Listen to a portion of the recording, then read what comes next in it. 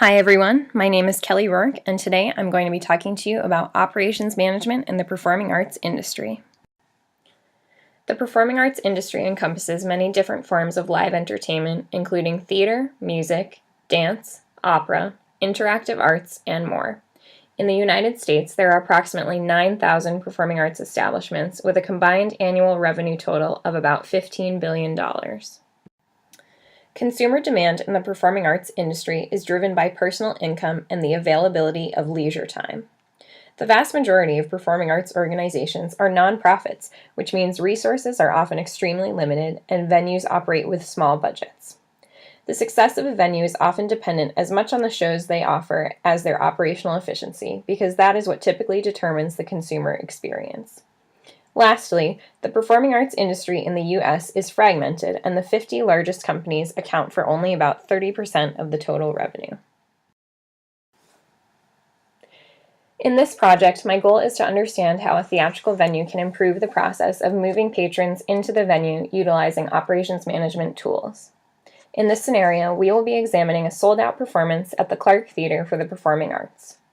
There are a few industry-specific terms that I will be using throughout this presentation that are important to understand. First is the house. The house is a term used to refer to the actual seating area or audience chamber of a performance space. Front of house staff refers to all employees that deal with the front of house operations. This includes house managers that help solve any patron issues, seating ushers who bring patrons to their seats, ticket takers, security guards, bartenders, and of course, the operations manager. The following are some assumptions that I will be using in my analysis.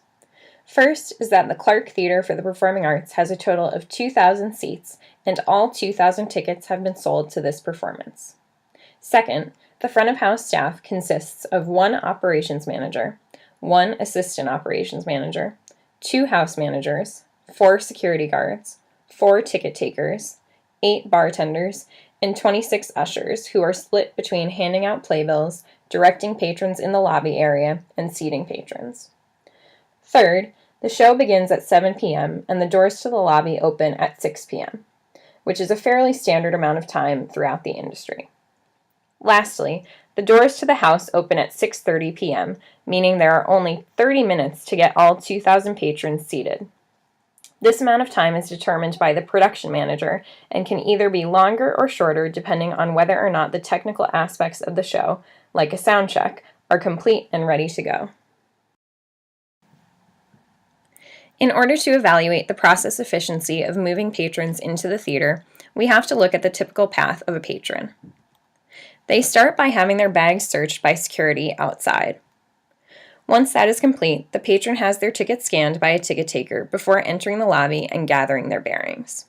Here, they often receive directions from an usher regarding where they should go to get to the balcony or where the closest restroom is located.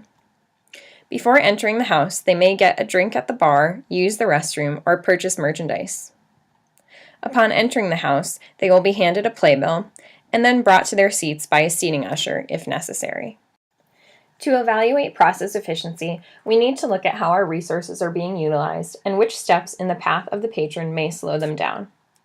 You will see some variation in demand, which is based off of how many patrons realistically interact with these services. For example, not every patron will have a bag that needs to be searched, and not every patron will buy a drink at the bar. By looking at this chart, we can clearly see that the ticket takers are overutilized and unable to meet the demand of the system. Here we are assuming that each ticket taker can scan 7 tickets per minute.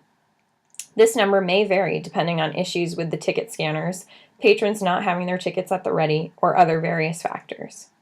We can also see that the ushers handing out playbills are working at 100% capacity, which may also be cause for concern. After looking at these utilization calculations, we have to find a way to improve the efficiency of the ticket takers by allocating more resources to that stage of the process. One potential solution would be to send each patron a customized experience email that will tell them exactly where to go when they enter the theater and other helpful information. This could also include a link to an electronic version of the playbill, allowing them to forgo a printed playbill if they so choose. By implementing this system, we can then remove one usher from directing patrons in the lobby and one usher from handing out playbills. This will allow us to allocate our resources differently to improve the efficiency of the process. After making these modifications, we can see that the efficiency of the process improves with the addition of one more ticket taker and one more seating usher. The process is no longer constrained by the ticket taker's inability to scan all 2,000 tickets in 60 minutes, which makes everyone happy. This newly efficient process benefits the venue by improving the patron experience as well as the worker experience. Additionally, when patrons get into the theater faster, they have more time to take advantage of the amenities. This could mean an increase in bar, concession, and merchandise sales, which will have a positive impact on the venue's bottom line. Ultimately, utilizing a process view can help performing arts venues improve patron processing time by identifying bottlenecks. Making small modifications to a process can have many benefits, which is why thoughtful resource allocation is essential to the success of venues in the performing arts industry. Thank you.